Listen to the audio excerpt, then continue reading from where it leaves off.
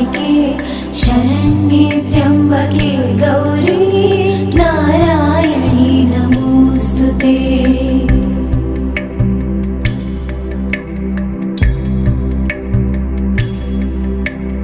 या देवी सर्वभूतेषु विष्णुमायेति शब्दिता नमस्तस्यै नमस्तस्यै नमस्तस्यै नमो नमः।